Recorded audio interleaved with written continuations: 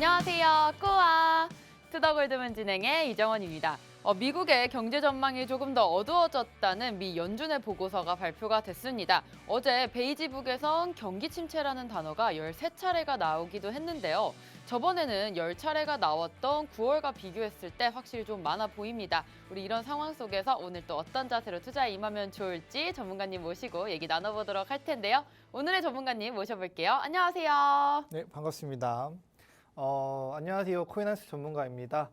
앞에 아나운서분이 말씀해 주셨죠. 뭐 경기 침체 관련해서 네. 내용을 꾸준히 말씀해 주셨는데 요즘 시장을 보면 경기 침체다, 뭐 경제 성장률이 다운된다 이런 얘기밖에 없는 것 같아요. 이제 뭐 시장이 뭐 매일 소비자 물가 지수 쳐다보고 고용 지표 쳐다보고 이제 좀 지칠 대로 지친 상태에서 계속 안 좋은 얘기만 하니까 우리가 어떻게 좀 이렇게 희망을 보고 좀 잘 버티고 올라갈 수 있는 내용들이 있어야 되는데 자꾸 많은 업체들이나 기관들이 이런 좀 나쁜 내용을 좀 많이 다루고 있는 것 같아요. 근데 그 와중에도 좋은 내용들 꾸준히 있고 그다음에 이 암호화폐 산업, 그다음 블록체인 산업이 꾸준히 발전하고 있는 내용들이 많이 남아 있기 때문에 그 부분 제가 오늘 말씀해 드리도록 하겠습니다. 네, 한순이 일주일 만에 뵙는데 좀 잘 지내셨는지 궁금합니다. 네. 네. 제가 예전에 방송 네. 많이 할 때 한 3번씩 했던 것 같아요. 그죠. 그때보다 횟수가 줄어서 이게 좋은 듯 나쁜 듯 그러고 있습니다. 아, 그래요? 혼자서 이렇게 한 번에 확 진행하시는 거 괜찮으세요? 예전에 네. 2명이서 했잖아요. 네네네. 할 때는 사실 서로 이렇게 얘기를 좀 주고받는 혹은 나눠서 하는 부분들이 네. 있었는데 이젠 그게 아니라 혼자 이 40분, 50분을 같이 네. 이끌어가야 되는 부분들이 있어서 조금 부담이 어느 정도 있는 것 같아요. 근데 부담이 많으신 만큼 항상 준비를 너무 많이 하시니까 또 네, 기대가 되는데. 네, 준비를 안 하면 안 되겠더라고요. 네네네, 그죠. 준비를 안 상당히 하면 길어서. 네, 너무 깁니다. 네, 너무 맞아요. 길어가지고 아니, 그래서 뭐 우리가 이번 주 계속 얘기했어요. 사실 전문가님들이랑 네.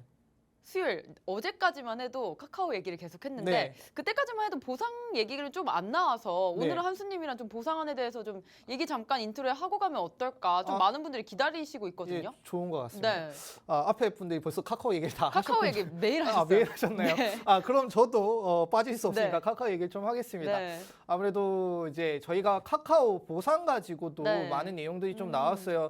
이전에 우리가 카카오톡 보상을 해준다 만다. 일단 가장 대표적으로 우리가 많이 사용하고 있는 메신저 앱인 이 카카오톡을 어떻게 보상을 해줄 건가라는 내용들이 많이 나왔었잖아요. 사실 무료 서비스라서 네. 보상안에 대한 적당한 그런 규율도 없고 어쨌든 그 카카오 측에서 보험도 안 들었다고 해요. 이런 네네. 재해에 대해서. 네네. 네, 맞죠. 그러면은 카카오 자체적으로 보상안을 지금 주려고 하는 건가요? 어느 정도 우리가 피해를 네. 본 부분은 이제 보상안을 좀 어느 정도 내놓고는 있어요. 근데 카카오톡은 거기에 포함이 되지 않는 내용들이 좀 많이 나오고 있습니다.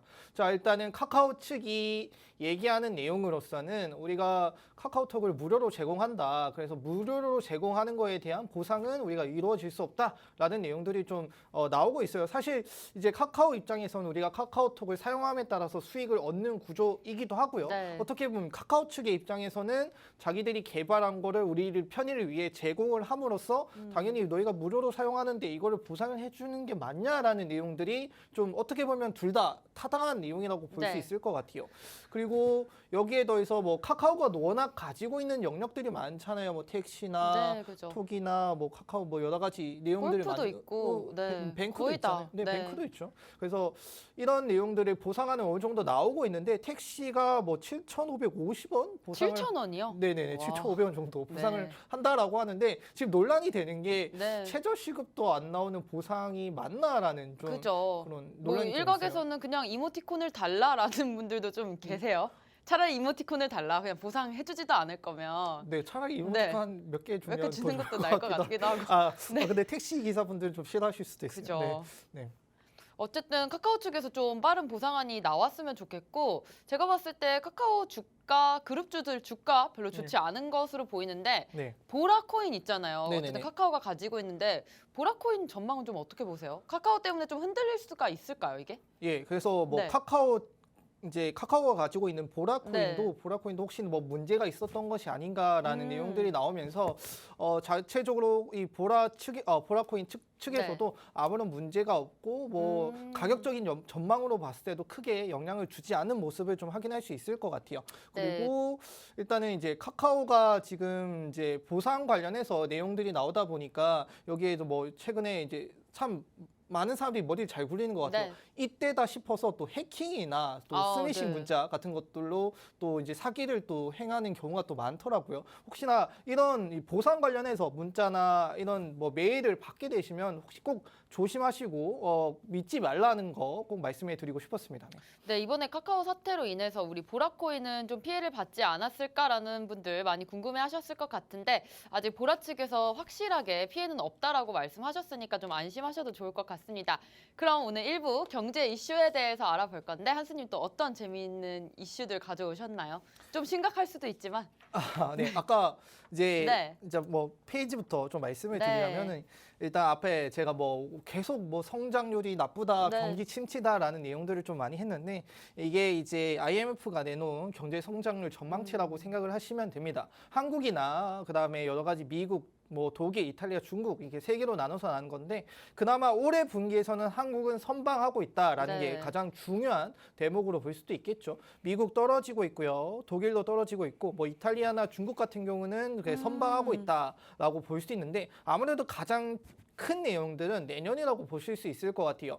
지금 뭐 한국도 금리 인상을 네. 하고 있고요. 그다음에 뭐 미국도 금리 인상을 하고 있고 그다음에 해외 여러 나라들도 다 금리 인상을 하고 있잖아요. 그렇다 보니까 내년 전망치가 전체적으로 많이 무너지고 있고 그 와중에서도 러시아의 가장 의존도가 높았던 유럽 측의 이 전망치가 현저히 무너지는 모습을 확인할 수 있습니다. 자, 한국 같은 경우는 뭐 7월 달, 10월 달 이렇게 나눠져 있는데 올해와 비교했을 때는 그래도 조금 떨어지지만은 네. 그래도 그래도 다른 나라 선방하는 편에 다른 속하는 나라에 거예요? 잘 선방하고 있는 네. 편이죠. 그다음 미국도 좀 많이 떨어졌고요. 아. 근데 우리가 여기서 봐야 되는 건 독일이나 이탈리아 정도일 것 같아요. 네.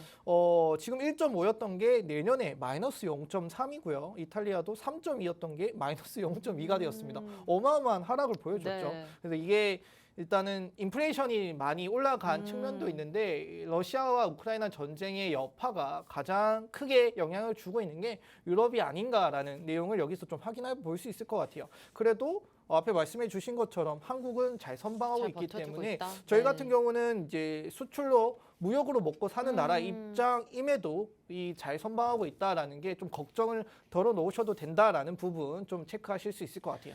자, IMF의 성장률을 봤을 때 한국은 잘 버텨주고 있다. 하지만 한국은행 다음에도 빅스텝을 할 수가 있다라는 말도 나오고 있습니다. 예, 맞습니다. 왜 한국은행 빅스텝을 할까요? 사실상 11월에 당연히 거의 자이언트 스텝 확실상 되면서 미국의 금리 차가 너무 벌어질까 걱정이 돼서 금리를 올리는 걸 수도 있는데 한국은행의 또 뜻도 있을 것 같습니다, 한수님. 예, 있죠. 네. 모든 건 다 뜻이 있습니다. 아, 네. 일단은 그 전에 한번 말씀드린 것 같아요. 이 네. 금리가 벌어지게 되면은 안 그래도 지금 이 달러의 강세를 좀 어느 정도 잡기 위해서는 우리가 그 금리를 따라갈 필요가 있다. 얘들이 이제 달러의 가치를 높이는데 우리는 네. 가만히 있으면 사실 이제 그죠. 동일한 선상에서 출발했더라도 달리고 있고 난 멈춰 있으면은 격차는 계속 벌어질 수밖에 없어요. 그래서 우리나라도 그에 맞춰서 달려가자라는 내용으로 그래서 격차를 줄여보자라는 내용인데 일단 10월 달에도 올렸고요. 그다음에 11월 달 전망도 0.5 네. 정도 빅스텝을 예측을 하고 있습니다. 우리가 여기서 좀 살펴봐야 되는 거는 3.5라는 수치거든요. 근데 전문가들이 좀 많이 하는 얘기들이 있어요. 우리나라 3.5 이상부터는 국민들에게 영향을 좀 많이 주는 수치일 것 같다. 지금도 뭐 3포인트 됐는데도 지금 뭐 부동산 장난 금리나 아닙니다. 네. 뭐 은행 금리, 뭐 대출 금리 이자율이 어마어마하잖아요. 네. 근데 3.5 정도 되면 사람들이 버틸 수 있는 수준에서도 조금 벗어날 수 있는 아슬아슬한 구간이다라고 좀 많이들 예측을 하더라고요. 네. 네, 근데 한국은행이랑 이제 미국에서 금리를 올리는 거는 좀 다르다고 전 들었어요. 미국에서는 어쨌든 금리가 고정금리라고 하죠. 그래서 이렇게 금리를 좀 큰 폭으로 올렸을 때 그렇게 개인한테 부담이 많이 안 가는데 우리나라는 변동금리이기 때문에 네네네. 금리가 조금이라도 올라가면 바로 이런 대출금리 같은데 타격이 와서 개인한테 바로 이런 부채 같은 타격이 온다고 좀 들었어요. 그래서 한국은행도 물론 작은 방안으로서 뭐 자이언트 스텝은 네네네. 할 수 있지만 좀 빅 스텝으로 조금씩 줄여나가는 거 아닌가라는 좀 생각도 해봅니다. 네네, 맞습니다. 네. 맞습니다. 맞을까요? 잘 잘 알고 네. 있나요? 네. 공부를 많이 하셨는데. 공부 네. 많이 했습니다. 예. 한수님이랑 얘기하려면 공부를 예. 많이 해야 돼요. 아, 예, 네. 좋습니다. 그리고 이제 다음으로 좀 네. 넘어가면은 이제 기름 얘기를 또 빠져놓을 수가 없어. 빼놓고 얘기할 네. 수가 없어요. 사실 우리가 러시아의 이 천연가스나 기름 가지고 네. 이제 이런 천연 자원을 무기화하고 있는 내용들인데 우선 우리가 기본적으로 알고 가야 되는 내용들을 좀 말씀해 드리고 싶었습니다. 자, 이 부분이 이제 세계 석유 생산량이라고 보시면 되는데 보시면 미국, 러시아, 사우디, 캐나다, 중국 이런 순으로 네. 많은 생산이 된다라고 해요. 근데 많은 분들이 오해를 하실 거예요. 미국 자체에서도 석유가 생산이 되는지 안 되는지를 좀 모르시는 분들이 있었을 겁니다. 왜냐하면 저는 워낙 몰랐어요. 워낙 이 석유라는 게 어. 중동에만 이미지가 강하게 쓰여져 있지 그죠? 미국에서 이 석유 갖고 힘들어한다라는 내용을 본 적이 없더라고요. 생각해 보면은. 그죠? 그러면 이제 좀 찾아보니까 네. 미국이 그래도 생산량은 당연 으뜸으로 나오고 있다. 이게 처음부터 으뜸이었던 건 아니고요. 2012년인가 13년부터 갑자기 미국이 이제 1위를 차지한 이후부터 쭉쭉쭉 생산량을 많이 키우고 있는 것 같아요. 네. 근데 이 생산량이 가지는 의미는 아무래도 땅덩어리이지 않을까. 아무래도 땅이 너무나 크고 네네네. 또 바로 미국에 이어서 러시아가 2위라는 걸 봤을 때 네네네. 네. 그렇죠. 땅의 크기가 제일 큰 이유지 않을까 싶어요. 네, 그럼 맞습니다. 이 땅이 넓으니까 네. 캘 수 있는 부분이 많았던 네. 것 같아요. 그래서 부럽네요, 사실. 어떻게 보면 잘 그죠, 운명이죠. 타고났죠. 네. 타고난 거죠. 네. 그래서 이거 좀 아. 말씀해 드리고 싶었고 네. 그 다음 페이지 한번 보면 좋을 것 같아요. 저희가 오펙이라고 하는데 뭐 바이든 대통령이 지금 뭐 오펙에 가서 뭐 네.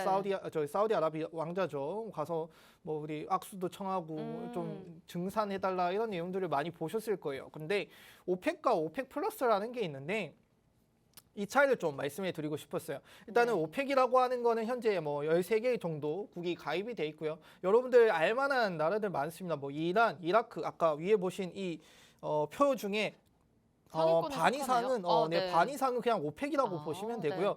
그 외에 생산량이 많은데 미국과 러시아도 생산량이 많은데 왜 오펙이 포함이 안 되었을까라고 네. 좀 많이 의문을 가지실 수가 있어요. 그래서 따로 오펙 플러스라고 해서 오펙 외에 10개국 정도 있습니다. 네. 그 나라를 또 오펙 플러스라고 해서 좀 칭하고 있는데 그중에 뭐 미국이나 멕시코, 러시아 외 7개국 정도가 오펙 플러스라고 하거든요. 이 부분 좀 알아두시면 될 것 같고요. 그래서 이 얘기 제가 이 얘기 말씀드리려고 이렇게 네. 크게 돌아온 내용입니다. 아, 그래요? 그러면 지금 오펙 플러스가 어쨌든 감산하기로 조치를 취했는데 네네네. 지금 바이든 중간 선거 앞두고 있는데 네네네. 사실 경기 침체도 오고 있고 우리가 지금 석유까지 네. 좀 공급이 적어진다면 바이든 쪽 민주당 민심이 좀 많이 떨어질 것 같은데 네네네. 바이든 측에서도 어떤 대책이 있을 것 같아요. 우리 좀 민심을 잡겠다. 예, 네. 그렇죠. 맞습니다. 당연히 11월 달 네. 중간 선거가 있죠. 일단 중간 선거 전에 민심 잡기를 좀 하고 있는데 네. 우선 중간 선거가 뭔가를 좀 보고 가겠습니다. 네. 자, 일단은 이제 미국의 대통령이 임기 중에 실시되는 상하위원들의 이제 공직자 선거라고 보시면 돼요. 뭐 저희 지방선거 같은 그런 것들, 네. 총선거 뭐 이런 거 있잖아요. 네. 그래서 선거를 통해서 그의 민심이 어떻게 작용하고 있는가. 어떻게 보면 저희 같은 경우 뭐 민주당이냐 저쪽 다른 당이냐 그죠, 이거에 그죠. 따라서 이게 의석수가 달라진다라고 하잖아요. 그 부분을 나타내는 것 같아요. 그래서 이게 하필 또 대통령 임기 중간쯤에 있는 거라서 이 대통령이 만약에 민주당인데 이 선거를 선거 지난 이후에 당선 이후에 내가 이 국정을 잘했다라고 하면은 사람들이 또 민주당을 많이 뽑겠다라는 그런 네. 걸 볼 수 있거든요. 그래서 중간적인 뭐 점검이다, 테스트다라고 좀 확인하시면 될 것 같고요. 그래서 이 부분을 좀 중요하게 생각하고 있거든요. 그래서 미국이 이제 전략 비축유를 추가 방출한다. 앞에 말씀해 주신 민심 잡기를 좀 진행을 하고 있어요. 네. 이전에 그 러시아가 이제 유럽 측에 이 석유 공급을 끊음에 따라서 전체적인 유가가 많이 상승했던 네, 계기가 맞습니다. 있었잖아요. 네. 그때 이제 미국이 우리 비축유 풀겠다라고 하니까 이 가격 조정도 왔었고요. 네네네. 그래서 이번에도 추가적으로 좀 추가 방출을 통해서 네. 계속 기름값이 올라가고는 있었거든요. 아, 그걸 좀 네. 낮추자. 그래서 민심 잡기인 것 같아요. 근데 왜 이렇게 나왔냐라고 하면은 이 바이든 대통령이 이제 사우디에 가서 네. 좀 증류를 해달라. 네. 하루 뭐 몇백만 배럴 우리 이거 뽑는데 이거 좀 늘려달라라고 했는데 사우디가 한 달 뒤에 네. 그러고 한 달인가 한 두 달 뒤에 이거를 갑자기 또 다시 줄였어요. 아, 왜 이랬다 저랬다 하는 걸까요? 아무래도 뭐 이걸로 좀 좌지우지 하고 싶어하는 느낌인데. 사이가 좀 안 좋긴 네, 해요. 사이가 네. 왜냐하면 바이든이 예전에 사우디를 한번 깐 적이 있어요. 아, 네. 정말요? 그래서 약간 네. 뒤끝이 있는 아, 느낌인 것 같습니다. 네. 그래서 이렇게 그 생산량을 줄이다 보니까 우리가 이제 줄이면은 가격이 다시 또 올라갈 수 있거든요. 네. 근데 사우디 측에서 주장하는 내용은 지금 사람들이 석유를 안 쓴다. 네. 왜냐면 소비 심리가 많이 위축이 됐기 때문에 이거 늘려봐야 아무 쓰잘데기 없다. 그래서 우리가 줄일 테니까 알고 있어라. 약간 통보 네. 형식으로 왔어요. 그래서 지금 또 바이든이랑 사우디아라비아랑 또 좀 약간 또 이렇게 그런 교류가 있습니다. 네. 그래서 좀 나쁜 흐름으로 흘러가고 있는데 그 와중에 이제 바이든은 그래도 나 네. 굳건하다 힘 세다라고 해서 민심 잡기를 좀 진행하고 있는 모습이다라고 음. 보시면 될 것 같아요. 그 사실 아까 중간 선거 얘기를 하셨는데 지금 핵심 키포인트가 제가 알아본 바로는 좀 에너지 쪽인 것 같아요. 왜냐하면은 7월 달에 지금 미국에서 인플레이션 감축법이라고 IRA가 통과를 했습니다. 근데 이게 만약에 공화당이 좀 승리를 한다면 이 감축법에 좀 제동이 걸릴 수 있다는 점이고요. 네. 만약에 이렇게 승리를 하면 그 태양광이나 풍력 등의 또 친환경 에너지 쪽, 원래 수혜를 입었던 쪽의 가격도 좀 하락할 것으로 예상이 돼서 좀 바이든은 이번 선거를 좀 기점으로 되게 중요하게 생각을 할 것 같은데 현재 또 여론조사 보면은 상원 쪽은 거의 예측하기 어려운 판세라고 해서 어떻게 펼쳐질지 좀 정말 궁금한데 물론 미국의 상황도 지금 정세가 좀 어지럽긴 하지만 지금 영국도 물가가 장난이 아닙니다. 지금 하나씩 거의 강대국이 쓰러져가는 모습인 것 같은데 네. 영국 지금 최고치 물가를 찍었고 네네. 저도 영국에서 공부를 했지만 지금 거기서 공부하는 친구들 얘기를 들어보면 좀 많이 힘들다고 합니다. 지금 뭐 전기값이 어마어마하다고 해서 네. 지금 인플레 자체가 엄청나게 높아진 것 같은데 지금 네네. 유럽 쪽에 어쨌든 영국에서 가장 먼저 좀 타격을 받은 것 같아요. 네네네. 네. 영국 단 말씀을 네. 드리기 전에 아무래도 좀 전에 했던 걸 좀 마무리를 네. 해드리자면은 그럼 민심 잡기도 중요하고 그에 이어서 앞에 제가 베이지북이죠. 네. 베이지북 얘기를 좀 더 추가적으로 말씀을 드리겠습니다. 베이지북에 이제 기대 인플레이션 네. 완화 예측이 나온다라는 내용들이 나왔어요. 사실 뭐 경기 침체 사용 횟수가 13번인가요? 14번인가요? 13번이요. 네. 13번 정도 나왔다라고 하면서 그전보다 많은 경기 침체 내용을 뱉어냄에 따라서 네. 사람들이 좀 많이 걱정을 할 수도 있거든요. 자, 예전에 우리가 베이지북 나올 때 그 내용 보고 주가가 또 왔다 갔다 하고 코인이 왔다 갔다 하는 흔적이 있었거든요. 네. 근데 이번에 베이지북 까보니까 사실 이게 또 영향을 안 받았어요. 별거 시장이. 없었어요. 사실 베이지북 약간 말장난하는 느낌이지 않으세요? 맞죠. 고용 시장이 좋아졌다. 음. 한편으로는 좋아졌지만 어느 편에서는 아직 불안전하다. 네. 이런 식으로 말장난을 계속 하다 보니까 모든 지표를 다 그렇게 해석을 하더라고요. 예, 맞습니다. 네. 맞습니다. 그냥 좀 애매하게 얘기하는 경우가 많아요. 뭐 좋은 것도 있고 나쁜 것도 네. 있다. 뭐 항상 문장이 그런 식으로 해결되더라고요. 어느 장단에 맞춰야 될지 네. 모르는 사람들이 약간 질린 것 같거든요. 네. 그래서 이거 분명히 나쁜 내용도 섞여 있고 좋은 그죠. 내용도 섞여 있어요. 어떤 내용이냐면은 일부 지역에서 고용 및 유지 어려움이 완화가 되었다. 근데 네. 여전히 물가는 높다. 그러니까 그래서 기대 네. 인플레이션의 경우 일반적으로 좀 완화가 되었다. 근데 경기 침체 사용 횟수가 늘음에 따라서 좀 조심할 필요가 있다. 이런 내용들이 네. 나오니까 약간 두 쪽에 계속 발을 담가 놓고 예, 맞습니다. 네. 뭐 하나 이게 추를 따지자면 어. 기울지 않는 딱 중립 네. 정도의 내용을 이렇게 뱉어내다 보니까 사람들이 이제는 뭐 베이지북 나오면 그러려니 하고 있는 내용인 것 같습니다. 네. 그리고 이제 영국 앞에 말씀해 주신 것처럼 CPI 내용인데요. CPI가 10.1 최근 40년 내 최고라고 합니다. 와, 자, 영국 네. 같은 경우도 당연히 이제 유럽이라고 그냥 칭해도 상관없겠죠. 네. 물론 나오기는 했지만은 네. 그래도 유럽의 전체적인 한목을 좀 큰 축을 담당하는 나라인데 이 영국에서도 이제 지금 물가가 한 10.1% 어마어마한 내용이죠. 근데 어마어마합니다. 보니까 이 물가에 포함된 게 거의 다 저는 제가 봤을 때는 자원적인 측면이 좀 많이 네, 포함이 네. 돼 있다라고 해요.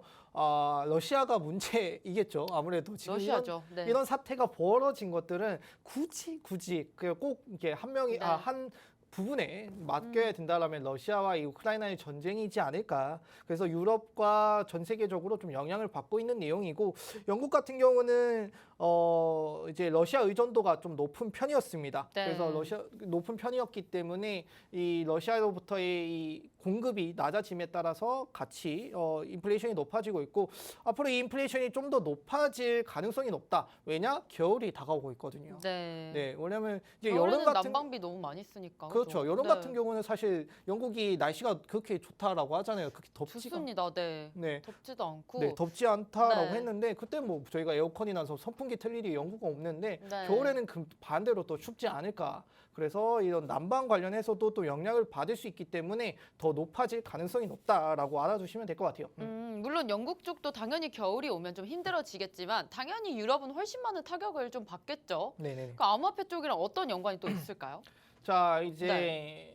유럽이 가장 지금 많이 겪고 있는 게 네. 자꾸 러시아 얘기를 하는데 네. 러시아가 워낙 에너지 강국이다 보니까 그죠. 빼놓고 얘기할 수 없을 것 네. 같아요. 그래서 에너지 위기 관련해서 내용들이 많습니다. 비상시에 암호화폐 채굴 중단이라고 하는데 뭔 내용이냐면 지금 암호화폐 관련 에너지 소모량이 한 900% 정도가 상승했다라고 해요. 5년 동안. 네. 지금 이제 러시아도 채굴이 안 되고 네. 뭐 중국도 채굴이 안 되니까 사람들이 좀 많이 넘어오는데 어. 그나마 친환경 그 암호화폐에 좀 호의를 가지고 있는 나라들이 대부분 유럽 쪽에 있어요. 네. 그 유럽 쪽에 있다 보니까 채굴하는 입장에서도 유럽 쪽으로 많이 넘어가는 네. 경우가 있고요. 그렇다 보니까 이제 채굴에 사용되는 전기를 쓰는데 이제 안 그래도 채굴자들이 많이 넘어왔고 그다음 유럽에는 지금 에너지 쓸 게 없고 그렇다 보니까 채굴에 쓰기에는 이 에너지가 너무 아까운데 우리 난방하기에도 지금 부족한데 바빠 죽겠는데, 그죠? 그렇죠. 채굴하고 있으니까 네. 이거 이렇게 두면 안 되겠다. 그래 우리 에너지 필요하니까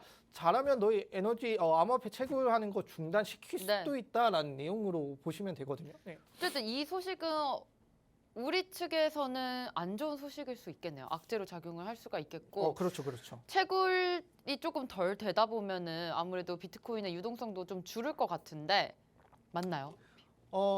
그렇죠. 채굴이 준다라는 네. 뜻은 뭐 해시레이트가 떨어지고 또 채굴에 안 그래도 지금 난이도가 엄청 높아졌어요. 거의 맞아요. 끝물이기 때문에 네. 난이도가 높아진 상태에서 이 난이도를 채울 수 없다라면 채굴도 감소할 것이고 채굴 감소하다 보면은 또 가격적인 영향으로 또 영향을 줄 수도 있는 내용이라고 보시면 될 것 같아요. 맞아요. 네. 그러면은 유럽에서는 이렇게 암호화폐에 대한 채굴 에너지를 쓰는 거를 좀 제한을 두려고 하는데 그에 네. 따른 좀 규제안 같은 것도 있을 것 같아요. 무슨 등급이라든지 네네네. 좀 따져볼 것 같은데 어떤 게 있나요? 예, 맞습니다. 네. 이제 그래 에너지 저희 뭐 세탁기나 네. 뭐 냉장고에 보면 에너지 효율이 있잖아요. 그 효율 보고 네. 우리가 그 등급 표시 말하는 거죠. 맞습니다. 네. 맞습니다. 등급 표시가 있어요. 거기 뭐 이렇게 나침반으로 표시가 돼 있고 네네. 빨간색, 압니다, 주황색 이렇게 압니다. 나눠져 있죠. 1이 좋은 거죠. 예, 그렇습니다. 그런 등급이 나와 네. 있는데 이거를 또 암호화폐의 또 등급을 표기하겠다라는 이제 개발 계획을 또 내놓기도 했어요. 이유가 최근에 이제 미카죠.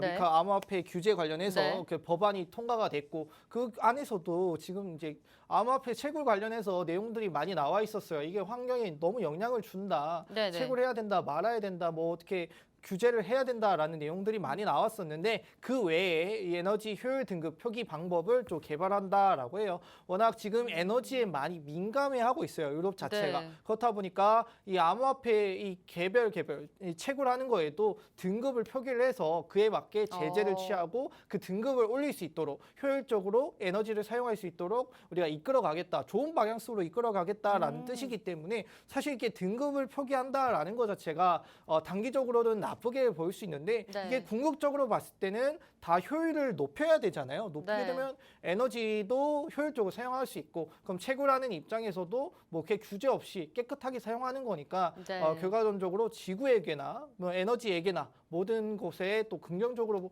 작용하지 않을까라고 저는 좀 생각을 하고 있습니다. 네, 이렇게 에너지 효율 등급을 결정하는 거는 장기적으로 봤을 때 우리 시장에 괜찮은 호재로서 작용할 수 있을 것 같아요. 그렇다면 지금 현재 현물 ETF 저번에 좀 거절이 됐었던 것도 있는데 이번에 좀 호재 같은 소식도 있을까요? 좀 좋은 소식들. 네. 혹시 지금 SEC랑 리플이랑 싸우고 있는데 네. 거기서 혹시 CFTX라는 CFTC 알죠? CFTC. CFTC라는 단체를 혹시 들으신 적이 있나요? 알죠. 뭔데요? CFTC? 네. 증권거래위원회 아닐까요? 아닙니다. SEC인가요? 네, SEC입니다. 선물거래. 선물거래위원회로. 선물 상품거래위원회인데 네네. 이 상품거래위원회에서 예전에 리플 측에 방문했던 적이 네, 있어요. 맞아요. 왜냐하면은 이제 이 측에 우리 뭐 증권이다 아니다를 좀 이렇게 물어보고 네. 좀 조언을 받고자 하는 내용들이었는데 최근에 선물 ETF는 승인이 되었고 현물 ETF는 지속적으로 거절이 됨에 따라서 네. 안 되겠다. 이거 SEC에 맡기는 게 아니라 그냥 CFTC에 맡기자. 네, 네. 여기서는 현물 ETF가 이제 출시될 가능성이 높아질 것이다라는 내용들로 좀 볼 수 있을 것 같아요. 오히려 SEC보다는 CFTC 쪽으로 이런 ETF 쪽이 좀 넘어오겠네요. 지금 둘이 조금 경쟁을 하고 있는 것 같아요.